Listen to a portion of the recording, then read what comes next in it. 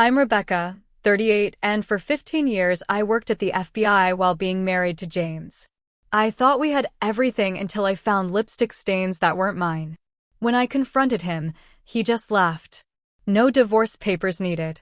Just leave, he said smugly, while his 24-year-old mistress Stephanie carried her designer bags into our bedroom. I calmly packed my things and walked out the door. What James didn't know was exactly what I did at the FBI. I let my tears fall only after I made the call that would change everything. If you're watching this from somewhere cozy, hit like and subscribe before I tell you how my husband's smirk disappeared when the FBI knocked on his door the next morning. James and I met in college. I was pursuing a double major in economics and cybersecurity, while he was the charming business student everyone admired. His confident smile caught my attention during a campus mixer, and within weeks, we were inseparable.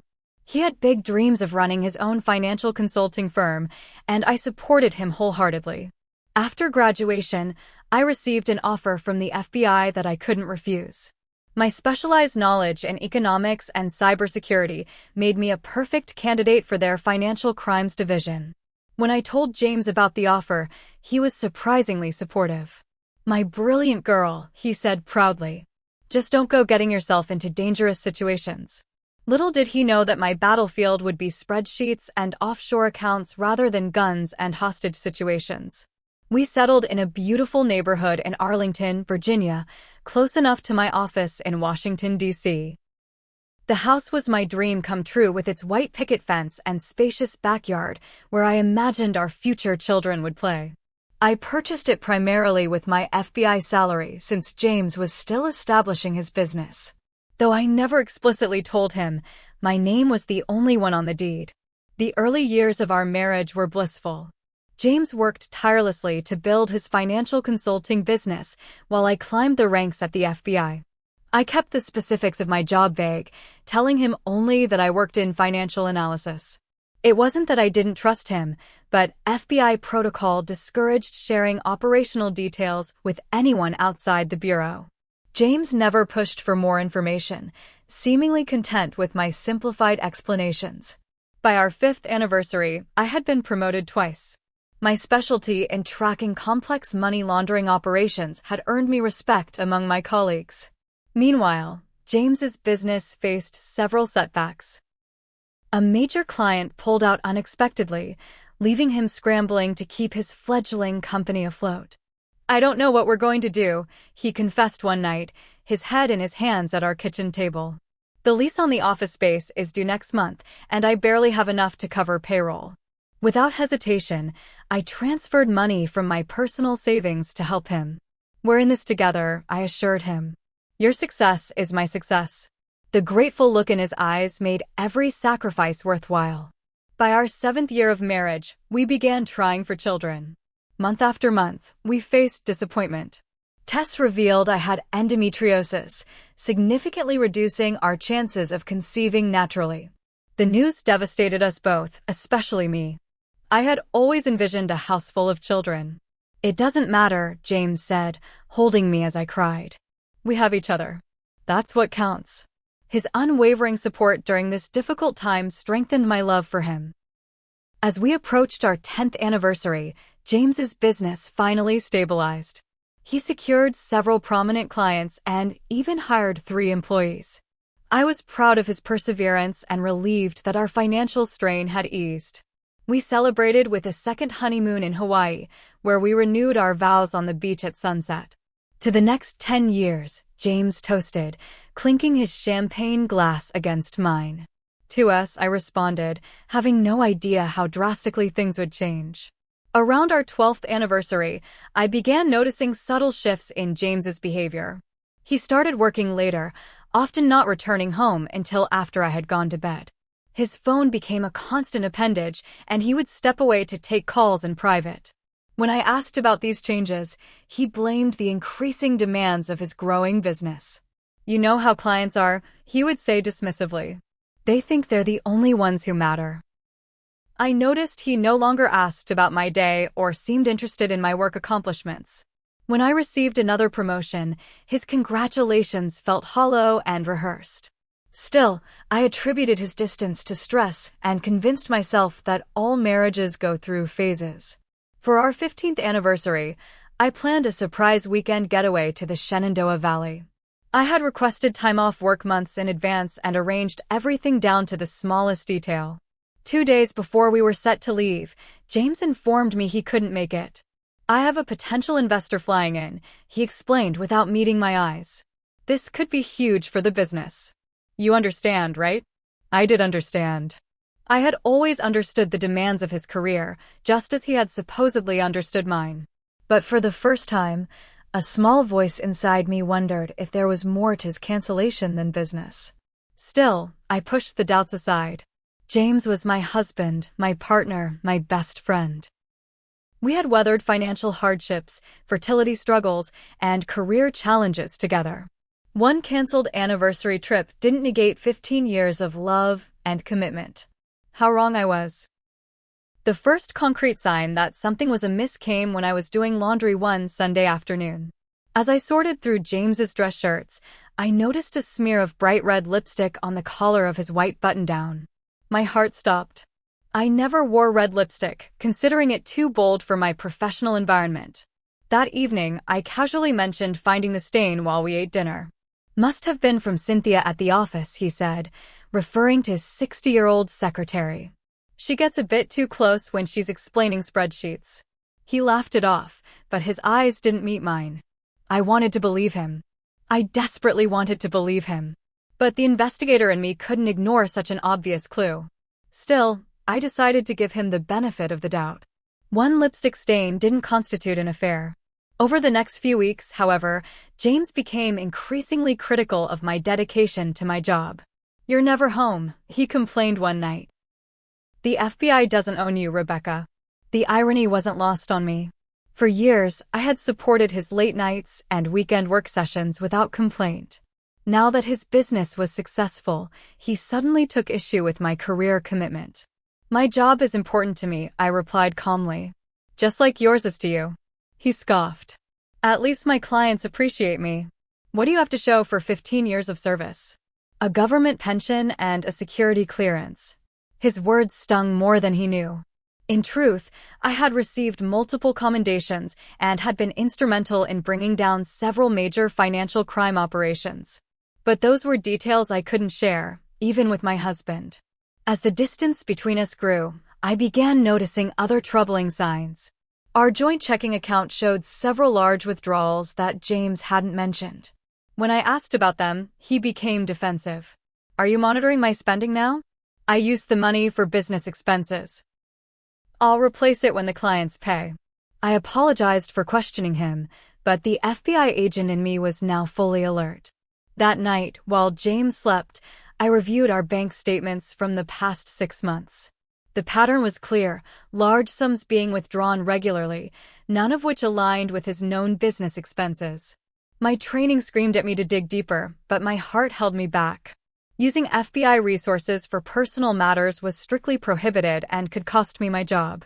More importantly, investigating my own husband felt like a betrayal of our marital trust. Instead, I tried a more direct approach. "James, I think we need to talk about our finances," I said over breakfast the next morning. "There seems to be some discrepancy in our accounts." He barely looked up from his phone. "Can we do this later?" "I'm late for a meeting." "Sure," I said, swallowing my frustration. "Tonight?" "Tonight," he agreed, though I noticed he didn't specify a time. As expected, he texted later saying he would be working late. Again. That night, while charging his phone, a task he had asked me to do, I noticed a text notification from someone saved simply as S. The preview showed only "can't wait to see you tomorrow." Same place. My fingers hovered over the phone. One swipe, and I could read the entire conversation. But was I ready to confirm what I was beginning to suspect? With a shaky breath, I set the phone down without looking further. I needed more evidence before confronting him. The next day, my friend and fellow FBI colleague Alice stopped by my office. Her expression told me she had something uncomfortable to share. "Rebecca, I don't know how to say this," she began hesitantly. "But I saw James yesterday at the Capitol Grill." He was with a young woman, and they seemed close. My stomach clenched. Business lunch, probably, I said, not believing my own words. Alice placed her hand over mine. They were holding hands across the table, Rebecca. And when they left, he had his arm around her waist. I thanked Alice for her honesty, assuring her I would handle the situation. Once alone, I let a single tear fall before wiping it away resolutely. I was an FBI agent, trained to uncover the truth no matter how painful. It was time to apply those skills to my own life. That night, I couldn't sleep. The weight of suspicion pressed on my chest, making it difficult to breathe. Next to me, James slept peacefully, oblivious to the storm brewing within me. Or perhaps not oblivious, but indifferent. In the dim light of our bedroom, I studied his face. The same face I had woken up to for 15 years. The face I had kissed goodbye each morning and hello each evening. The face I had loved and trusted completely. Now, looking at him felt like staring at a stranger. For the first time since our wedding day, I removed my ring before going to sleep. The indentation on my finger remained, a ghost of what once was. I wondered how long it would take to fade. After weeks of mounting suspicion, I decided to take a rare personal day off work to surprise James for lunch. I told myself it was to reconnect, to bridge the growing chasm between us. But in my heart, I knew I was investigating him. I tracked his phone location, a skill I had perfected through years of FBI work. It led me to Fiola, one of the most expensive restaurants in DC. Taking a deep breath, I entered the establishment and asked to be seated where I could observe without being immediately noticed. The hostess led me to a perfect spot behind a decorative partition. And there he was, my husband of 15 years, sitting intimately close to a stunning young woman with cascading blonde hair. She couldn't have been more than 25. As I watched, James tucked a strand of hair behind her ear, leaning in to whisper something that made her giggle. The woman I now knew must be S placed her hand on his thigh, and he covered it with his own. The casual intimacy between them spoke of an established relationship, not a new flirtation. My husband was clearly having an affair. I could have confronted them there, created a scene that would have embarrassed them both. Instead, I quietly paid for my untouched water and left the restaurant, my FBI training allowing me to depart undetected. Back in my car, I finally allowed myself to break down. Sobs racked my body as 15 years of memories flashed before my eyes. How long had he been betraying me? Was anything real? After composing myself, I drove to the office and immersed myself in work, seeking refuge in the familiar patterns of financial analysis. My boss, Michael, noticed my reddened eyes, but respectfully kept his distance. By the end of the day, I had traced a money laundering operation through 3 countries, channeling my personal pain into professional precision. That evening, I checked our joint savings account and discovered James had emptied it entirely. $75,000 gone. The withdrawal had been made that morning, before his lunch date. This wasn't just an affair, it was calculated financial betrayal. Further investigation revealed he had been siphoning smaller amounts for months, gradually building to this final withdrawal. The methodical nature of his theft reminded me of the financial criminals I pursued at work. The irony wasn't lost on me. Using my professional connections, I discreetly identified S as Stephanie Bennett, a 24-year-old former intern at James's company. She had worked for him briefly before being hired by a competitor. Their relationship had likely begun during her internship, 2 years ago. The timeline hit me hard. 2 years. While I was working overtime to bring down a major securities fraud operation, receiving a commendation from the FBI director himself, my husband was beginning an affair with a woman 14 years his junior. James's absences from home increased dramatically over the next 2 weeks. He claimed business trips, late meetings, client dinners. I no longer believed any of it, but I said nothing. I was gathering evidence, building a case as methodically as I would at work. I started sleeping in the guest room, claiming insomnia was keeping him awake. He didn't protest. In fact, he seemed relieved, which hurt more than anger would have. My professional mask began to slip at work. I missed details in reports, lost focus during briefings. Michael finally called me into his office. "Rebecca, I've known you for 12 years, he said gently. "Something's wrong. Is there anything I can do?" I nearly broke down then, almost confessed everything. But revealing that my husband might be involved in financial misconduct would require an official investigation. I wasn't ready for that step yet. "Just going through some personal stuff," I said vaguely. "I'll be fine." Michael wasn't convinced. "Take a few days off if you need to. The Carson case can wait." I shook my head. "Work keeps me focused." It was the truth. Without my job, I would have nothing left. That night, I overheard James on the phone in his home office. "Everything's set," he said in a hushed tone. "One more week and we're clear." Fear gripped me. Was he planning to leave? To take what remained of our joint assets and disappear with Stephanie? The thought of being abandoned after 15 years of marriage sent me spiraling into panic. I began documenting everything: account transfers, suspicious phone calls, his absences. Not just as a betrayed wife, but as an FBI financial crimes expert. Because something about the pattern of withdrawals suggested this might be more than just funding an affair. The amounts, the timing, the destinations all pointed to potential money laundering. This realization brought a new wave of pain. Not only was my husband unfaithful, but he might also be a criminal. The very type of person I had dedicated my career to bringing to justice.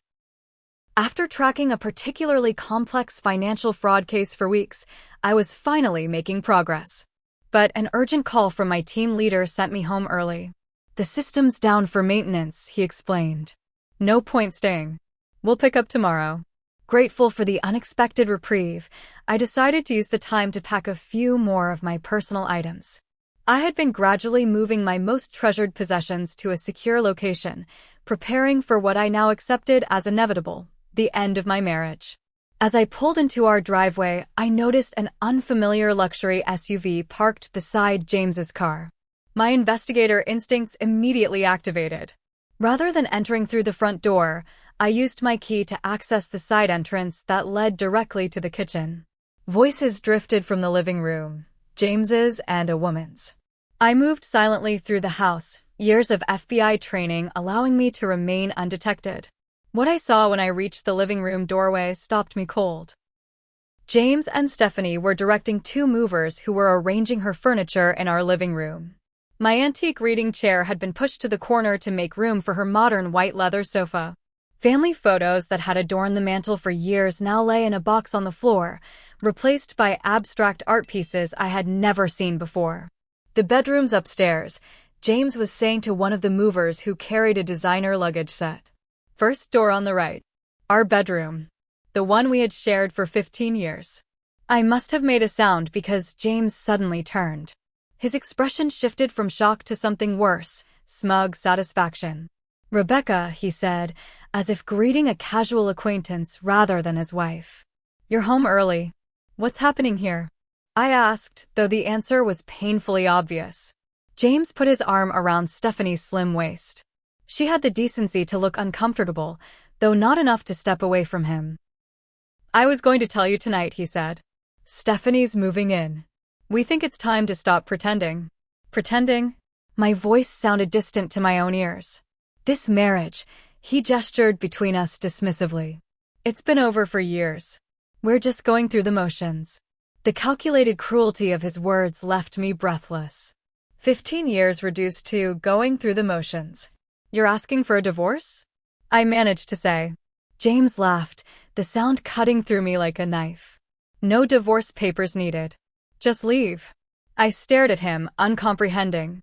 "The house is in my name," he continued confidently. "My business paid the majority of the mortgage. You have no claim here." I knew this was a lie.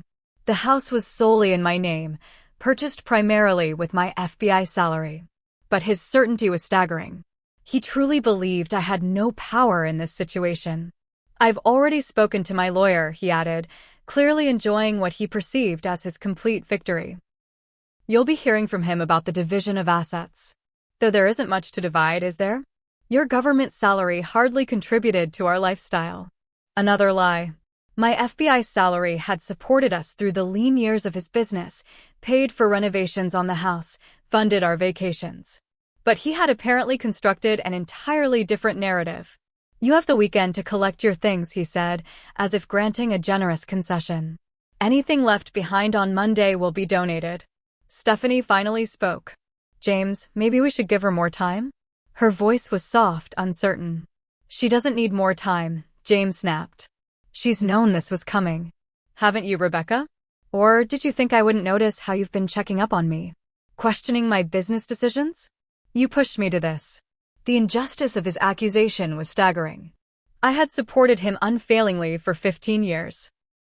Even when I suspected his infidelity, I had given him the benefit of the doubt far longer than most would have. "How long?" I asked quietly. "Does it matter?" James shrugged. "Stephanie and I have been together for 2 years. She understands me in ways you never could. She supports my ambitions instead of questioning them." 2 years. My suspicions confirmed. "I've been planning this for months," he continued, seemingly eager to twist the knife deeper. "Getting things in order. Making sure you'd have no legal recourse." The movers returned downstairs, looking uncomfortable at the obvious tension. "Where should we put her clothes?" one asked awkwardly. "Clear out the master closet," James instructed. "Box everything up." That was the moment something broke inside me. Not my heart, that had been breaking slowly for months. This was different. It was as if a final thread connecting me to the woman who had loved James snapped clean. "I'll pack my things," I said, my voice calm and steady. Far steadier than I felt. James looked surprised by my lack of resistance. Perhaps he had expected tears, pleading, anger. Instead, he got the collected response of an FBI agent assessing a situation. I walked upstairs to what had been our bedroom for 15 years. Stephanie's perfume already hung in the air, expensive and cloying. Her clothes were being arranged in what had been my closet. I took a suitcase from the storage room and methodically filled it with essentials, clothes, toiletries, important documents I had kept hidden in a locked box. As I packed, I could hear James and Stephanie talking below, their voices rising occasionally in laughter. They were celebrating their victory, unaware that events had been set in motion that would soon change everything. When I returned downstairs with my suitcase, James was opening champagne. He didn't offer me a glass. "I trust you'll make this easy," he said, his tone making it clear this wasn't a request. "No drama, no fighting. You walk away, I keep the house and business assets. Clean break." I looked at him, this stranger wearing my husband's face. "Goodbye, James." As I walked to the door, he called after me, "I'll have my lawyer contact you about signing over the house." I didn't respond. There was nothing left to say. Only when I was in my car, driving away from the home we had shared, did I allow myself to cry. But even as tears streamed down my face, my mind was calculating, planning. James had no idea who he was dealing with. He thought he was discarding a meek, financially dependent wife. He was about to discover he had betrayed an FBI financial crimes specialist. And that would be his ultimate undoing. I checked into a modest hotel near FBI headquarters, needing the proximity to work to ground me. Once in my room, I sat on the edge of the bed, still in shock from the day's events. 15 years of marriage ended with such callous disregard. The pain was physical, a crushing weight on my chest that made it difficult to breathe. But I couldn't afford to collapse. Not yet. There were decisions to be made, actions to take. I reached for my phone and called the one person I knew I could trust completely. "Thomas? It's Rebecca. I need your help." Thomas had been my partner in the financial crimes division for 7 years. We had tracked money launderers across continents together, unraveled complex fraud schemes, and brought down corporate criminals who thought themselves untouchable. If anyone would understand my situation without judgment, it was him. "I'll be there in 20 minutes, he said without hesitation. "Text me your location." While waiting, I retrieved a secure external hard drive from my suitcase. For months, I had been documenting suspicious patterns in James's business transactions. Not officially, that would have required departmental approval and disclosure of my personal connection. But I had kept meticulous personal records, noting irregularities that had initially raised red flags. It had started 8 months ago when I noticed James's sudden influx of cash from new clients that left no paper trail. As a financial crimes investigator, the pattern was familiar: large sums broken into smaller deposits, multiple transfers between accounts, and unusual international wire transactions. I had convinced myself there must be an innocent explanation. Perhaps James was protecting client confidentiality. Perhaps the international transfers were legitimate business expansions he hadn't mentioned. I had created elaborate justifications, unwilling to admit what my professional experience was telling me. These were classic money laundering techniques. Thomas arrived with coffee and a concerned expression. "You look terrible," he said bluntly, handing me a cup. What happened? I explained everything: James's affair, his emptying our accounts, his bringing Stephanie into our home, and finally, my suspicions about his business practices.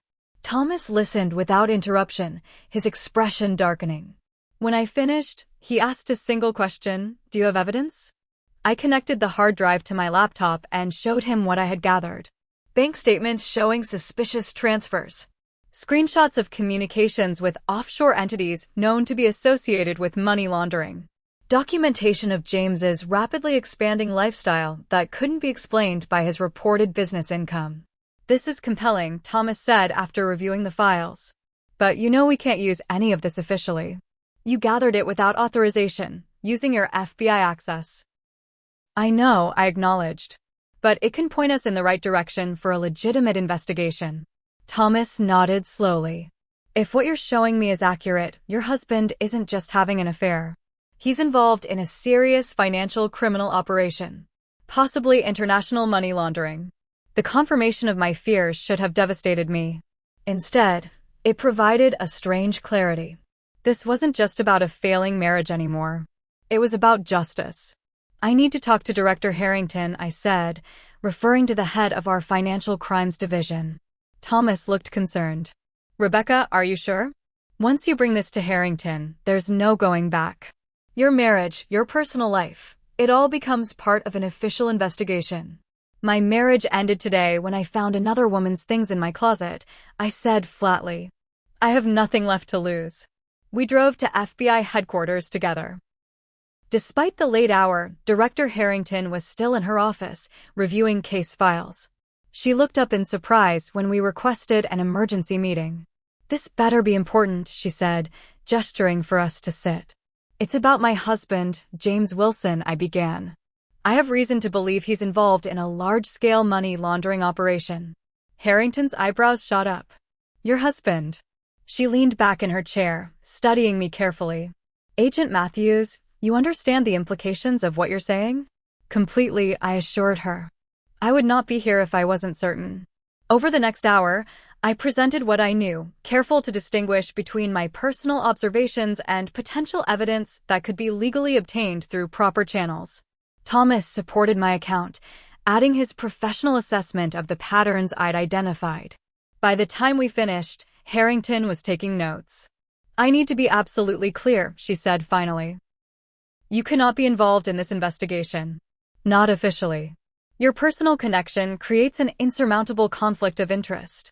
"I understand," I said, though the thought of being sidelined was painful.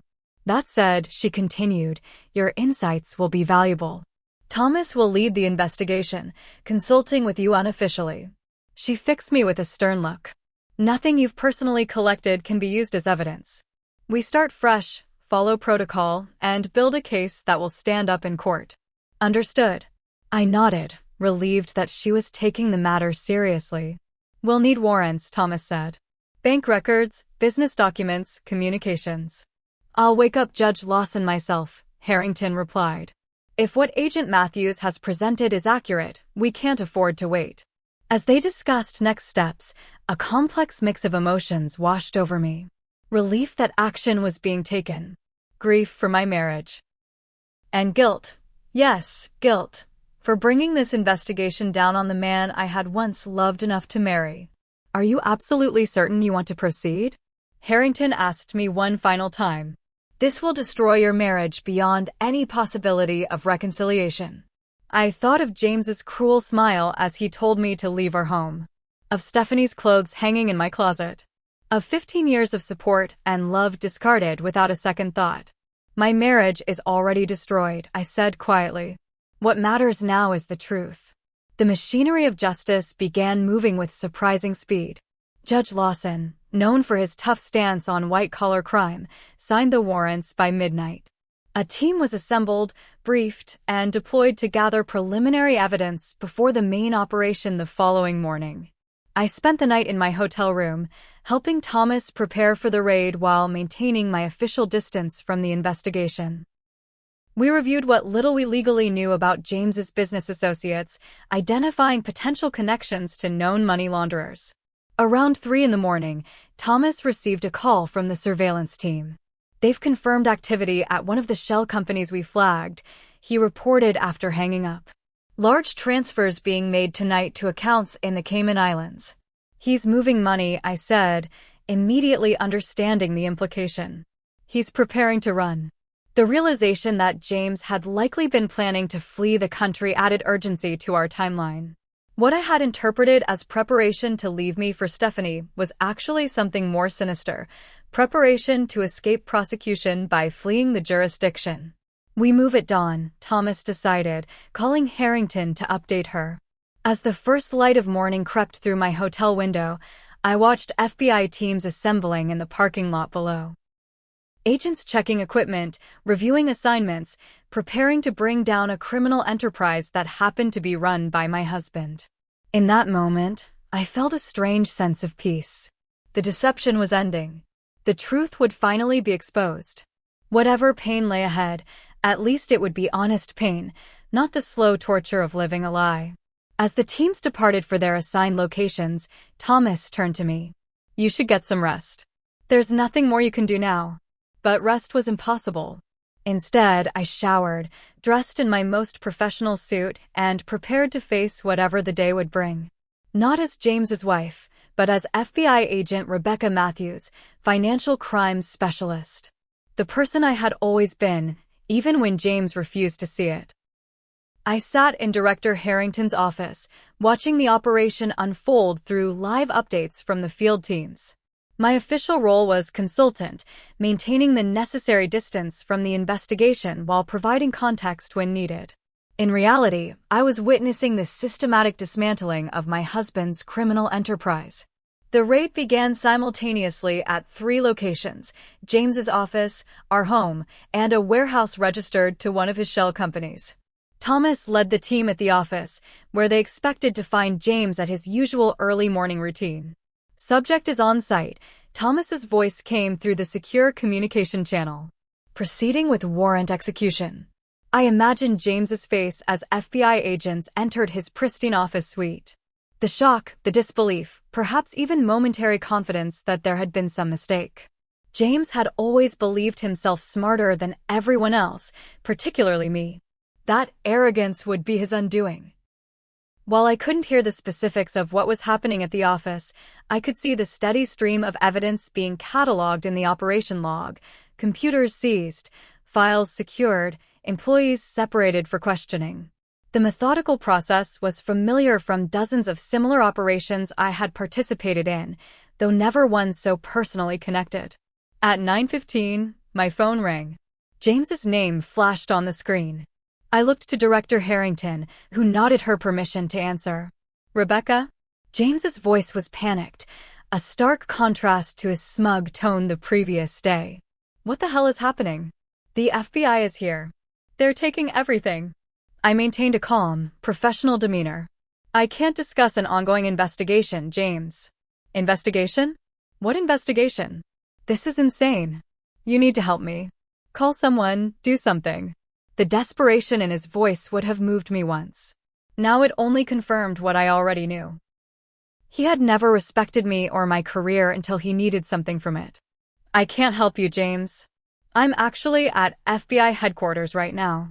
There was a moment of silence as the implication of my words sank in. You're behind this? His voice dropped to a whisper of disbelief. You. The FBI is executing legally obtained warrants based on evidence of financial crimes, I said carefully. I suggest you cooperate fully and contact your attorney.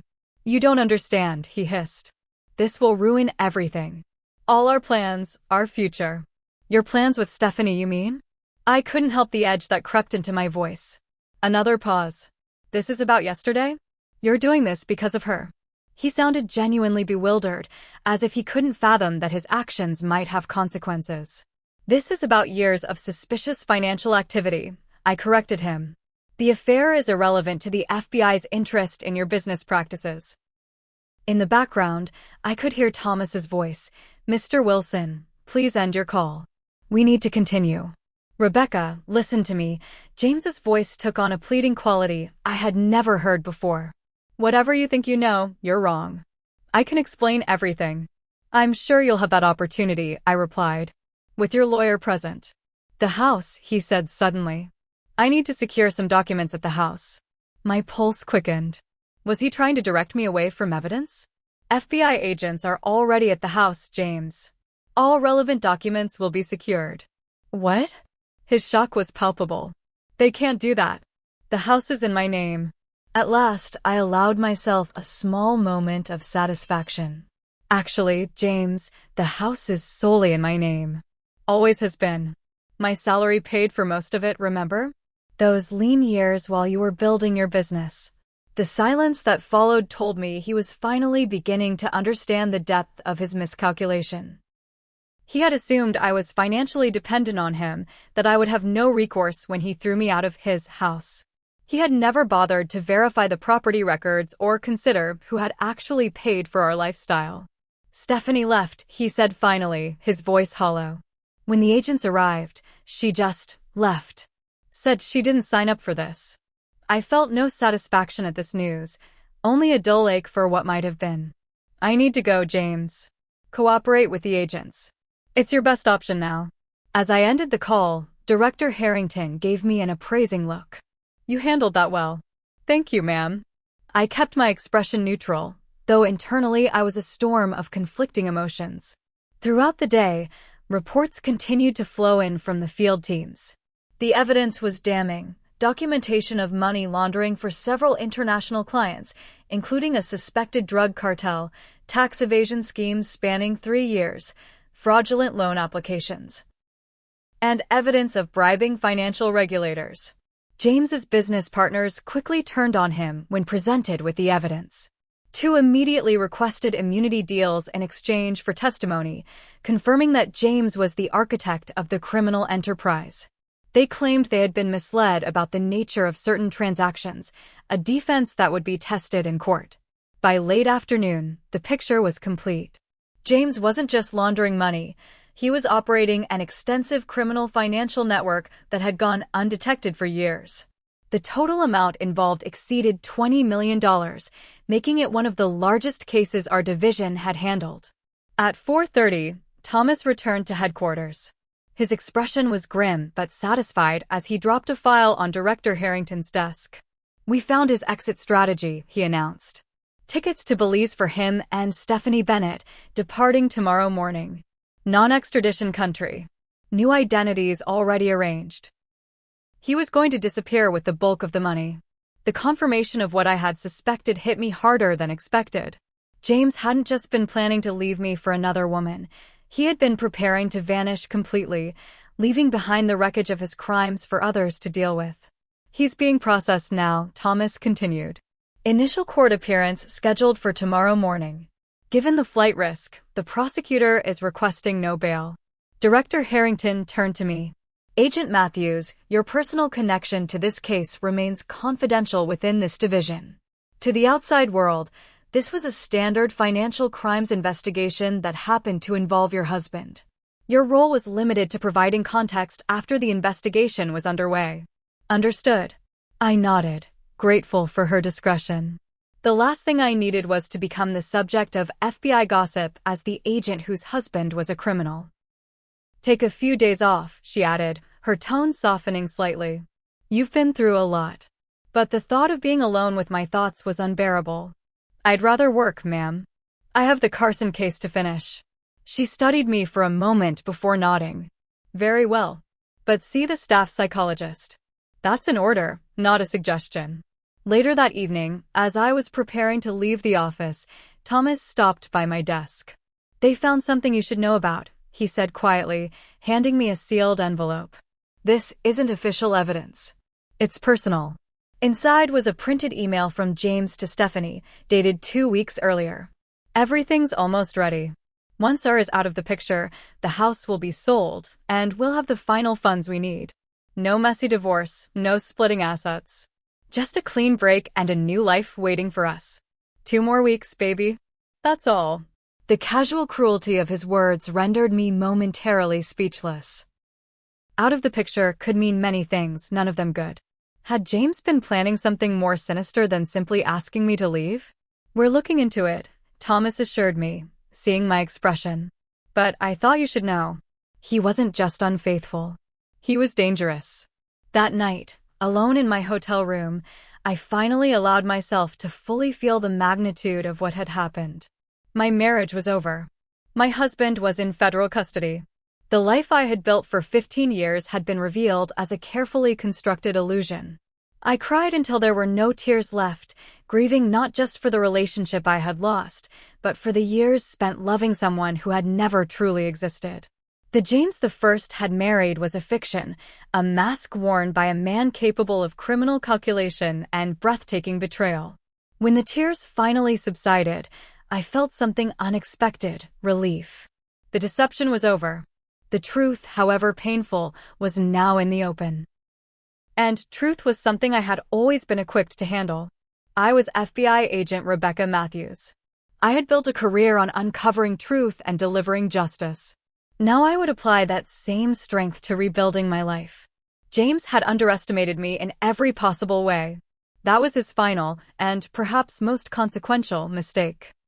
6 months after the day I walked out of my home with a single suitcase, I stood in the living room of my new apartment, surrounded by morning sunlight. The space was smaller than the house I had shared with James, but it was entirely mine. Every piece of furniture, every color choice, every book on the shelves reflected my tastes alone.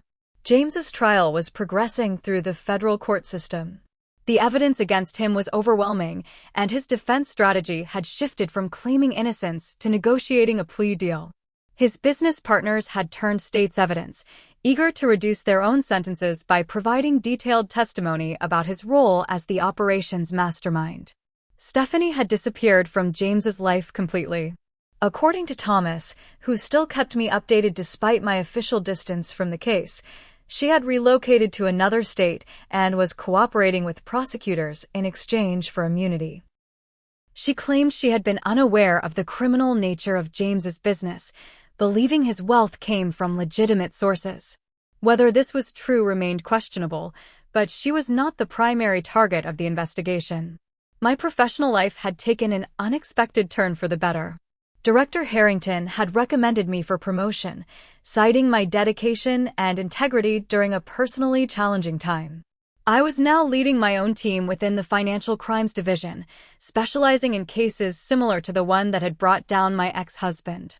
The irony wasn't lost on me. James's betrayal, intended to destroy me, had instead propelled my career forward. The skills I had developed tracking his deception had sharpened my investigative abilities, making me even more effective at identifying similar patterns in other cases. My colleagues at the FBI had become my support system. Thomas checked on me regularly, bringing coffee and case files as pretexts for making sure I was okay. Alice invited me to family dinners, refusing to take no for an answer on holidays. Michael, my former supervisor, had become a mentor, guiding my transition to team leadership with patient advice. These connections had proven more valuable than I could have imagined. In the darkest days following James's arrest, when reporters had briefly circled looking for the personal angle to the story of a financial criminal's downfall, my FBI family had closed ranks around me, protecting my privacy and dignity. Even Stephanie had reached out, sending a letter that arrived 3 months after everything fell apart. Rebecca, I know no apology can undo what happened. I believed James when he said his marriage was already over, that you two were separating amicably. I never knew about his business activities or his plans to leave the country. I'm not asking for forgiveness, just for you to know that I didn't understand the full situation. I'm sorry for the pain you experienced. I had read the letter twice before filing it away, neither accepting nor rejecting her apology.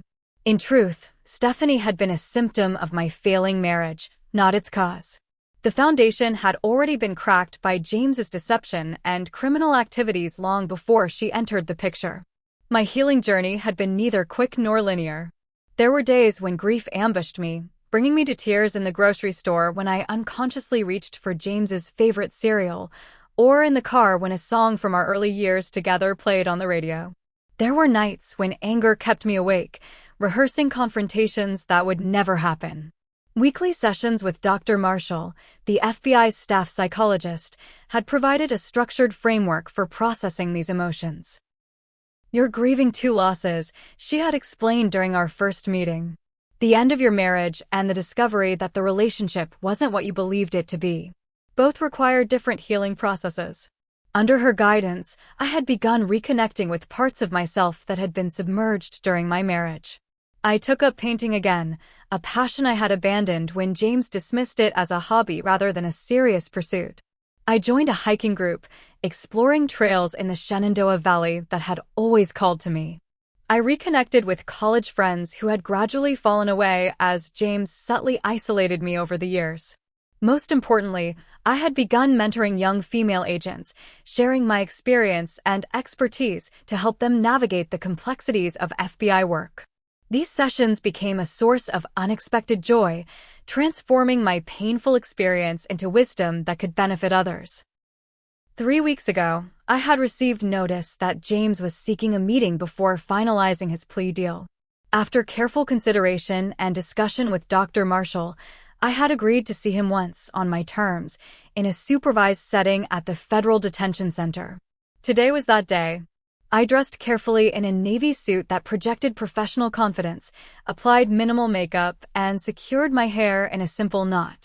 This meeting wasn't about proving anything to James. It was about closing a chapter for myself. At the detention center, a guard escorted me to a private conference room. James was already seated when I entered, wearing an orange jumpsuit that seemed incongruous with the polished businessman I had known. 6 months in detention had changed him physically. He had lost weight, and his previously perfect hair was now flecked with gray. "Rebecca," he said, his voice softer than I remembered. "Thank you for coming." I took the seat across from him, maintaining eye contact. "You requested this meeting. What do you want, James?" He seemed taken aback by my directness. Perhaps he had expected tears, recriminations, or even lingering affection. He found none. "I wanted to see you before the plea is finalized," he said. "To explain." "Explain what? The affair? The theft? The money laundering? Or the plan to disappear and leave me out of the picture?" My voice remained steady, betraying none of the emotions swirling beneath the surface. He flinched at the last reference. "You know about that." "I know everything, James. That's what I do for a living, remember? Find the truth behind financial deceptions." Though I never expected to be investigating my own husband. He stared at the table between us. "I never meant for it to go this far. It started small, helping a client move money discreetly. The fee was substantial, and it seemed so easy. Then came another client, and another. Before I knew it, I was in too deep to get out. And Stephanie?" A flash of something, pain, regret, I couldn't tell, crossed his face. She was a distraction. A fantasy of a simpler life. I convinced myself I deserved happiness after working so hard. Working so hard at crime, I corrected. He had no response to that. "Did you ever love me?" The question escaped before I could stop it, a final vulnerability I had promised myself I wouldn't show. James looked up, meeting my eyes directly for the first time. "Yes. In the beginning, completely. But somewhere along the way, I started resenting your success, your integrity. It was easier to believe you were naive than to admit you were simply better than me." His honesty, coming far too late, landed like a physical blow. I took a moment to compose myself before responding. "I came here today for closure, not explanations or apologies. For 15 years, I built my life around a partnership that wasn't real. I supported your dreams while you undermined mine. I trusted you while you betrayed me in every possible way. I stood, gathering my purse. The prosecutors have offered you 12 years with possibility of parole after 8. Given the extent of your crimes, that's remarkably lenient. I neither opposed nor supported their offer. Your sentence is between you, your actions, and the justice system. James looked stricken. That's it? 15 years together ends like this. No, I said quietly. 15 years together ended the day you told me to leave our home without divorce papers. Everything since then has simply been the consequences of your choices. As I turned to leave, he called after me, I'm sorry, Rebecca. For everything. I paused at the door, not turning back. I know. But your remorse doesn't erase the damage. I've built a new life now, James. One based on truth. I hope you find a way to do the same. The guard escorted me out through a series of secure doors. With each threshold I crossed, I felt a weight lifting. By the time I reached my car in the visitors' parking lot, I was breathing more easily than I had in months. That evening, I hosted a small dinner for my team to celebrate closing a major case. As I looked around at these dedicated professionals who had become my friends, I felt a profound sense of gratitude. My marriage had ended, but my life had not. In fact, in many ways, it had only just begun. Later, alone in my apartment, I opened the balcony doors to let in the spring air. On the horizon, the lights of Washington, D.C. twinkled like stars brought to earth. The city where I had built my career, lost my marriage, and found myself again. The truth about trust, I had learned, was that it must be built on reality, not illusion. James had constructed a facade of success while hiding criminal activity. I had believed in a marriage that existed only in my perception. We had both been living in different versions of the same story. But now, I was writing my own story. One based on authentic connections, meaningful work, and the hard-won wisdom that comes from surviving betrayal. The path forward wasn't always clear or easy, but it was genuinely mine. The FBI had taught me to follow evidence, to trust facts over appearances. Now I was applying those same principles to my personal life, with surprising results. By embracing truth, even painful truth, I had found a freedom that no deception, however comfortable, could provide.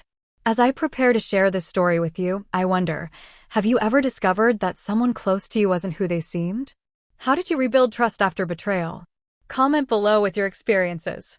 And if this story of transformation from betrayal to strength resonated with you, please like, subscribe, and share with someone who might need to hear that even the deepest wounds can become sources of unexpected power. Thank you for listening to my journey, and remember, sometimes what feels like an ending is actually the beginning of something far better than you ever imagined.